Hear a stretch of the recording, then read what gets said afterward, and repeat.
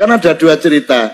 Allah itu nganggur-nganggur pada suatu hari, ngomong sama Jibril, Bril, kayak ono cah loro ning neraka kayak kon rene, cah loro sing kae saya harus sing kae. Kon rene. Wah, Jibril sing pundi? Kae sing kono kae karo sing kono. Kowe diceluk wong loro terus ngadep Gusti Allah. Kowe ngopo kok mlebu neraka le? Kata Allah. Terus orang itu jawab, ya Allah, saya mohon ampun selama hidup saya belum pernah berbuat baik. Selalu jelek kelakuan saya. Ngono ya pancen nek ngono wis pantes kuwi ning neraka. Nek kowe piye le? Ngapa kowe neraka? Wah, kula niku umur kula dawa. Luwih 90 ya Allah. Ning kula niku mboten tahu pisan-pisana taaten jenengane mboten tahu kula. Blas mboten tahu ngono kuwi. Oh, dadi kowe ora tahu taat karo aku. Ah, nggih pisan mboten. Nah ngono ya. Wis kono bali. Allah kan mangkel akhirnya bali. Nah, wong loro ki reaksinya terhadap perintah bali, pulang kuwi berbeda. Sing siji sifat kuping, wah melayu disentak Gusti Allah melayu, sing siji melayu ning gojag-gajeg nolah-noleh ngene. Gusti Allah, loh, ada dua fenomena ini. Ngono ta. Bali rene terus dipanggil lagi, ada dua opsi ini. Kowe ngapa kok melayu sifat kuping? Kula ampun matur, kula niki selama hidup mboten tahu berbuat baik. Lah niki tiba-tiba jenengan perintah kon bali langsung melayu, lumayan ini saya berbuat baik sekali ini. No. Oh, dadi ku melayu mergo taat karo aku. Ah nggih, lumayan pisan. Lah sing ngono mlebu swarga kono. Ah ngono. Terus sijine meneh, lah kowe ngapa kok gojag-gajeg tolah rono nolah-noleh ngiwonengen. Lho kula niki ngeten lho, kula lak mboten tahu taat kalian jenengan. Kula niki karep kula nggih melayu sifat kuping niku kula mikir, aku dikon bali nang ndi maksude. Pancen aku sekon neraka ning apa ya Gusti Allah sing Maha Baik kuwi ngongkon aku bali nang neraka. Ah mestine ya ora. Dadi kula niku bingung. Iki kon bali nang swarga apa neraka ya bingung. Dadi kula gojag-gajeg. Kula niki bersangka baik kalian jenengan gitu kate. Oh, terus Allah kowe iki gojag-gajeg kuwi mau mergo sangka baik karo aku. Husnudzon. Nggih, kula husnudzon. Wis nang ngono mlebu swarga kono. Karo-karone mlebu swarga. Jadi sekarang fatwa saya jelas malam hari ini, pilihlah salah satu di antara dua. Satu, jangan pernah berbuat baik. Nomor dua, jangan pernah taat kepada Allah. Sehingga nanti Anda masuk neraka terus dipanggil oleh Allah. Nek diceluk. Nek ora modaro. Di akhir Ihya itu ada cerita tentang rojak. Dan ini pasti di luar dugaan sampai. Karena sanad itu cara berpikir itu ya ikut saja. Yaitu ada dua orang ahli neraka dipanggil Allah. Dipanggil Allah dalam keadaan di borgol. Ditanya sama Allah, enak di neraka? Jawabannya pemuda itu ya, wah Gusti ya, di neraka kok enak? Ya jelas gak enak. Ya sudah, kamu kembali lagi ke neraka. Dugaan kita kan pasti anak ini gak mau. Ternyata enggak, dia lari sekenceng-kencengnya menuju neraka. Semangatnya Masya Allah. Makanya ini sekaligus ijazah, kalau disuruh masuk neraka yang apa? Semangat. Oh itu Tuhan akhirnya tanya, loh kamu tak suruh ke neraka kok semangat? Gusti saya ini sudah kapok. Ketika di dunia kalau jenengan nyuruh sholat saya lelet, jenengan menyuruh kebaikan saya lelet. Sebagai bentuk kapok saya, jenengan menyuruh saya ke neraka saya semangat supaya saya nurut. Barokahnya semangat menuju neraka, ya sudah di surga saja. Ya, makanya ini nanti kalau kamu disuruh masuk neraka yang apa? Semangat. Karena kita di dunia itu ada di akhir Ihya. Artinya itu kan di luar dugaan kita. Cara berpikir seperti itu di luar dugaan kita. Akhirnya dia jadi ahli jannah. Cerita kedua ya masih di bab yang sama. Yang satu disuruh enak di neraka, ya enggak Gusti. Sudah kembali lagi ke neraka. Si orang ini tolak itu. Tolak. Terus ditanya sama Allah, kenapa tolak?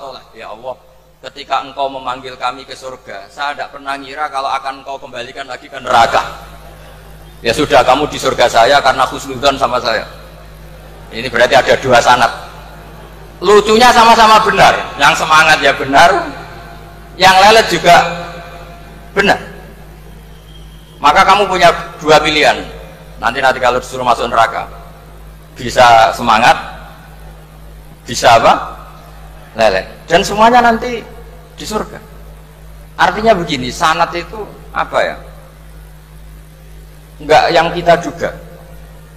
Makanya saya mohon siapapun yang mencintai agama ini harus banyak baca. Jangan nuruti emosi, kemudian emosi itu di atas namakan agama. Di Sahih Muslim itu ada cerita, ini termasuk hadis pegangan kan Sahih Bukhari Muslim. Itu ada cerita seorang sujud sama Allah itu kan banget baiknya, sangat baik. Kemudian yang sujud ini diinjek oleh pemuda yang nakal, diinjek. Ketika diinjek, yang sujud spontan ngomong begini, fawallahi la yaghfiru Allahu laka, demi Allah, Allah tidak akan maafkan kamu. Di luar dugaan, tentu kalau nggak ada sanad, omongan ini normal karena nginjek orang apa? Sujud. Tapi di luar dugaan, Allah mewahyukan ke Nabi di zaman itu, disuruh bilang sama orang yang sujud itu, Allah ngendikan, manggalladzi yata'alla alayya alla aghfira li fulan faqad ghafartu lahu wa ahbattu amalah. Siapa yang mencatut nama saya bahwa saya tidak bisa memaafkan orang yang nginjek, Allah tersinggung karena namanya dicatut. Saya ini Tuhan bisa menyiksa dan bisa mengampuni. Kenapa sifat saya jadi satu hanya menyiksa? Sifat ampunan saya di mana? Itu kalau nggak sanad tidak bisa. Saya ulang lagi, Allah itu apa? Zat yang bisa yaghfiru liman yasha wa yu'adzibu man yasha. Tapi orang yang sujud ini hanya mensifati Allah satu, yaitu Allah pasti menyiksa. Dan Allah tersinggung. Bagaimana mungkin saya Tuhan hanya berstatus bisa menyiksa, tidak bisa mengampuni? Akhirnya orang ini disalahkan, malah yang sujud tadi bilang ke orang itu, sujudnya saya hapus pahalanya, dan yang nginjek saya hapus dosanya. Tapi ya bukan berarti terus kamu boleh nginjek orang sujud, ya enggak. Artinya gini loh, saya hanya memperkuat moderator tadi, berpikir agama itu berdasar sanad. Kalau nuruti emosi pasti kita akan setuju Allah tidak ngampuni yang menginjak.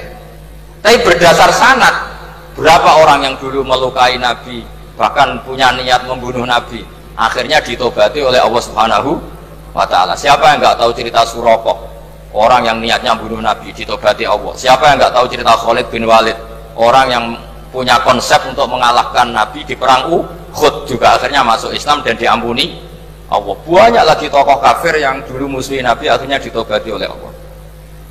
Sehingga ketika Nabi sangat marah ya dengan mereka yang kafir, malah ada ayat turun, laisa laka minal amri syai'un aw yatuba alaihim aw yu'adzibahum, bahwa wilayah mengampuni dan memaafkan itu wilayah Allah.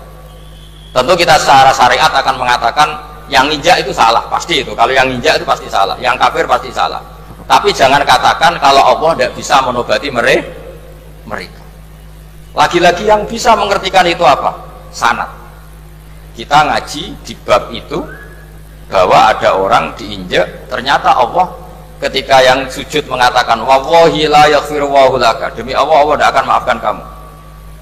Loh, mensifati Allah dengan satu sifat la yaghfiru itu Allah tersinggung karena Allah bisa yaghfir. Makanya ini penting sekali saya utarakan supaya kita ini bicara itu sesuai sanad. Karena andaikan tidak sanad, agama ini di logika, kemudian logika orang itu berbeda-beda. Maka kayak apa kacaunya agama ini? Terus yang ketiga, saya beri sekian contoh. Ini saya bawa kitab hikam yang diterjemah oleh Mbah Soleh Darat. Saya dulu pernah ngaji hikam sama banyak Gus Zufur. Cara berpikir Abul Hasan Asyadzili misalnya, umumnya orang itu kan kalau amal itu ingin diterima ya, kalau sujud ingin diterima Allah, kalau sholat ingin diterima Allah, dan kalau sangat ingin itu biasanya terus berlebihan, saking berlebihannya terus nangis minta amalnya diterima gitu. Tapi efek negatifnya gini, jangan-jangan nggak diterima, lalu kalau nggak diterima gunanya apa? Ini buruk sekali kalau mulai tanya, sujud saya jangan-jangan nggak diterima, kalau nggak diterima gunanya apa? Itu menurut Abul Hasan Asyadzili itu pertanyaan dari setan. Bagaimana mungkin kita pernah menyesal atau menyesali sujud yang pernah kita lakukan untuk Allah Subhanahu wa ta'ala? Wong dadi kawulane Allah, wis dikai bumi, dikai oksigen, dikai rezeki, tahu sujud, bareng dikasih tahu Jibril, sujud kamu gak diterima. Wah, getun aku sujud be Allah. Masa sujud sama Allah getun. Maka kata Abdul Hasan Asadili begini, kafa bika jazaan an radiyaka laka ahlan. Cukup sebagai balasan dari Allah yang luar biasa, kamu ditakdir sujud. Woi, keren. Coba kalau kamu nanti ketemu Allah, ada orang yang sama sekali di bumi gak pernah sujud, lalu kamu ketemu Allah sujud berkali-kali, kemudian dapat kabar kalau sujud kamu gak diterima. Pantas mana kira-kira? Pantas yang pernah sujud apa pantas yang gak pernah sujud? Pantas yang pernah sujud. Jika pikirannya Abdul Hasan Asadili, sudahlah kamu bahagia saja karena kamu ditakdir pernah sujud. Itu satu anugerah Allah yang luar biasa. Kamu gak perlu terganggu diterima apa gak diterima. Karena kalau kamu terganggu itu nanti lama-lama mengatakan apa gunanya sujud kalau tidak diterima. Dan itu setan menang kalau sudah ada pertanyaan apa gunanya sujud. Nah, makanya disebut min syarril waswasil khannas. Kata Abdul Hasan Asadili, waswas di sini adalah setan ngeridu kamu supaya kamu ngeset semua ibadah kamu, jangan-jangan kamu gak diterima. Kemudian kamu menyesali semua ibadah yang pernah kamu lakukan. Betapa buruknya kita, wong ngamal apik kok disesat.